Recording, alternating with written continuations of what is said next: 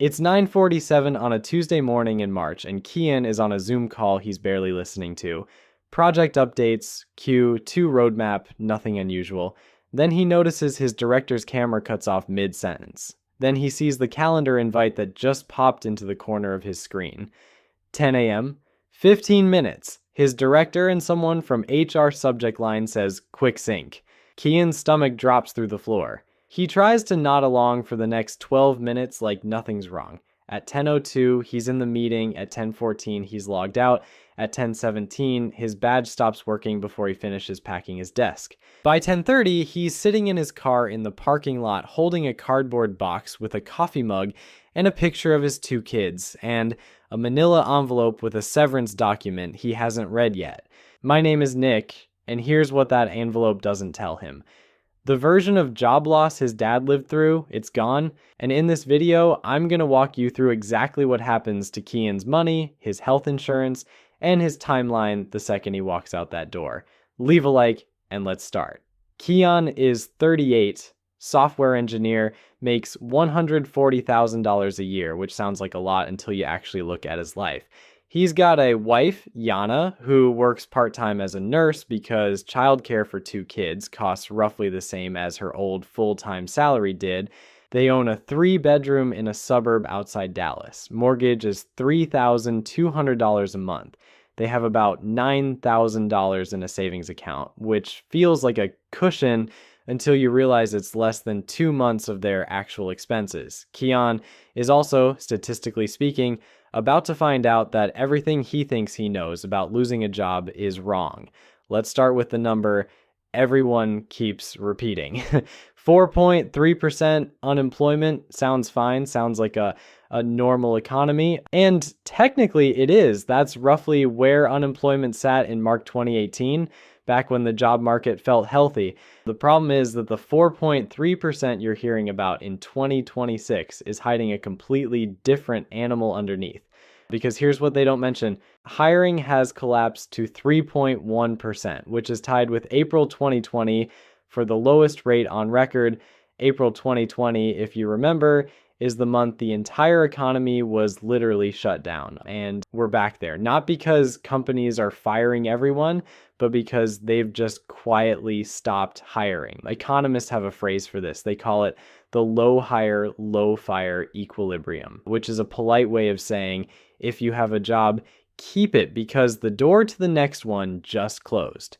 Job openings have fallen from 12 million at the peak in 2022 down to 6.9 million. Meanwhile, there are 7.6 million unemployed Americans looking for work. That means for the first time since 2021, there are more unemployed workers than there are open positions in the entire country. Every unemployed person in America could take every open job, and some of them would still be stuck without one. This is the market Kian just walked into. He spends the first week doing what laid off people do. He updates his LinkedIn. He tells himself he'll take a few days to reset. He polishes his resume. By week 2, he's applied to 78 jobs. By week 5, he's heard back from exactly 3 of them, and 2 of those were automated rejections. Kian starts doing the math on what he calls his application funnel and what the rest of us call the slow onset of existential dread. Here's the thing. In 2016, you could send 15 applications and get an interview. By 2023, it was closer to 42. Today, the number hovers around 100 applications for every interview. And for senior-level white-collar roles like Kian's, LinkedIn reports that hiring for jobs paying over $125,000 fell 32% in a single year. The average job search in 2026 is now 25.7 weeks. That's nearly 6 months. Not 6 weeks, 6 months.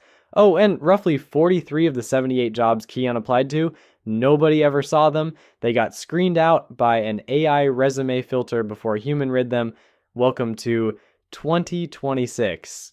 And that's assuming the jobs he's applying to are even real, because about 1 in 5 listings on major job boards right now is what's called a ghost job, a posting the company has no intention of filling. One survey found that 93% of HR professionals admit to posting ghost jobs at least sometimes. So Kian is spending his emotional energy on applications that were never going anywhere. Nobody tells him, he just gets silence, okay? So week 6 rolls around and Kian finally sits down to figure out the safety net. First stop, unemployment insurance. In 2026, unemployment insurance is basically a lottery based on which state you happen to live in.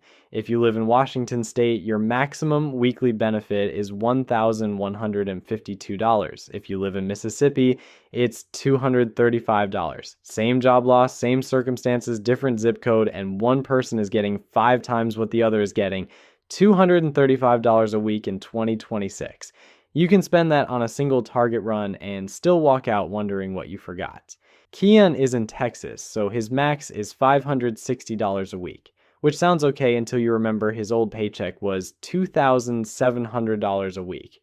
So he's now replacing roughly 20% of his prior income, and even that comes with a catch, because unemployment benefits are fully taxable. Come next April, the IRS will send him a 1099-G and ask for their share of the money that was barely covering groceries, and in 12 states, you don't even get the standard 26 weeks. Florida, North Carolina, Arkansas, Louisiana, and Tennessee cap benefits at 12 weeks, 3 months. That's your runway. Missouri just passed a law where benefits now scale between 8 and 20 weeks depending on the state's unemployment rate. So the healthier the economy looks on paper, the shorter your cushion gets. It's a policy that only makes sense if you've never personally lost a job.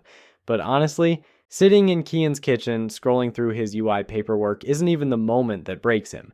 The moment that breaks him comes 2 days later when Yana opens an email from their insurance company. Because here's what changed in 2026 that nobody is talking about loudly enough. The enhanced ACA subsidies that made marketplace health insurance affordable for 22 million Americans expired on December 31st, 2025. Congress did not extend them. So on January 1st, premiums more than doubled.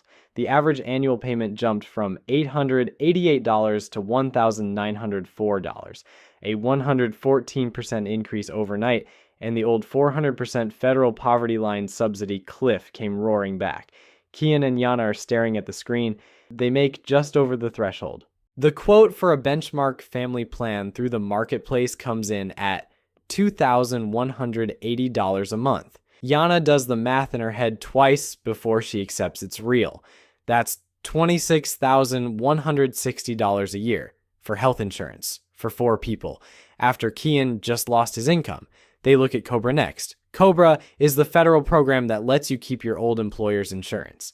The catch is you have to pay the full cost plus a 2% admin fee. The average Cobra premium for a family plan in 2026 is $2,294 a month. That's $27,533 a year, roughly the cost of a new Toyota Corolla, every single year just to stay insured. Yana gets a migraine that night. Kian sleeps on the couch because he can't stop running numbers in his head. Now let me show you what's happening to their actual budget, because this is where the math gets personal. Kian got 8 weeks of severance, which is slightly above average. Only about 1 in 3 laid off workers in 2026 gets any severance at all. So he has $21,500 gross, taxed at the 22% federal supplemental rate plus FICA plus Texas state tax, leaving him around $14,000 net. That's his runway. His Texas unemployment is $560 a week, or about $2,240 a month. After tax withholding, call it $1,900. His mortgage is $3,200. If they keep Cobra, health insurance is $2,294. Add utilities, car payments, groceries, 2 kids in elementary school, and they're burning through about $7,800 a month. Their total income right now, counting Kian's UI and Yana's part-time paycheck, is about $3,800. They're underwater by $4,000 every single month. The severance covers 3.5 months if they don't touch anything else. Their $9,000 savings covers another 2. That's 6 months, which happens to be exactly how long the average unemployed American is looking for work right now. This is the part where people start making the decisions that quietly break their financial life for the next decade. Keon looks at his 401k. It has $185,000 in it. He's thinking maybe he pulls $25,000 out to buy more runway. And this is where 2026 is quietly breaking records. 6% of 401k participants took a hardship withdrawal in 2025. That's triple the pre-pandemic rate. When you pull $25,000 out of a 401k before age 59 and a half, you pay your income tax on it plus a 10% penalty. So Keon takes out $25,000, and after federal, state, and penalty, he walks away with maybe $15,000. He just paid $10,000 to access his own money. But here's the part the calculator doesn't show him. That $25,000, if he'd left it alone at a 7% average return over the next 25 years, would have grown to roughly $136,000 in retirement. So the real cost of that withdrawal isn't $10,000. It's closer to $120,000 in money he'll never see. Job loss doesn't just put a gap in your resume, it puts a hole in your future that keeps getting bigger long after you've found a new job. While Keon's crunching these numbers at his kitchen table, it's worth talking about what's happening to him that isn't on the spreadsheet. The research on unemployment and mental health is grim. Long-term, unemployed Americans are more than twice as likely to be in treatment for depression as full-time workers. After 6 months, nearly 1 in 5 is clinically depressed. Suicide risk among the long-term unemployed is 70% higher than in the general population. A Harvard study found husbands without full-time work are 33% more likely to get divorced within 12 months. Kids of displaced parents are about 15% more likely to be held back a grade in school. There's a study from 1930s Austria in a town where the main factory closed that identified 5 things a job gives you beyond money: time structure, social contact, purpose, status, activity. When you lose a job, you don't just lose income, you lose all 5 at once. That's why people describe feeling like they've lost themselves, because functionally they have. Keon stops sleeping well around week 7. He starts avoiding old coworkers on LinkedIn. He snaps at Yana over something about the dishwasher that has nothing to do with the dishwasher. This is not a character flaw. This is statistically what happens to a human being in his position. And almost nobody talks about it because nobody wants to admit their identity was that tangled up with a job title, okay? I need you to pay attention to the next part because this is the thesis of the entire video. In 2008, when the financial crisis hit, Washington deployed a $787 billion stimulus. In 2020, during the pandemic, the government sent out more than $5 trillion. Stimulus checks, an extra $600 a week on top of unemployment.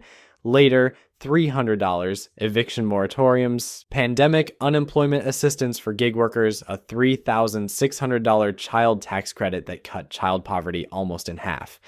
Student loan payments paused, Medicaid continuous enrollment, PPP loans. In 2026, none of that exists. The enhanced ACA subsidies expired in December, the Save Student Loan Plan got killed, interest resumed in August, wage garnishment for defaulted borrowers started again earlier this year.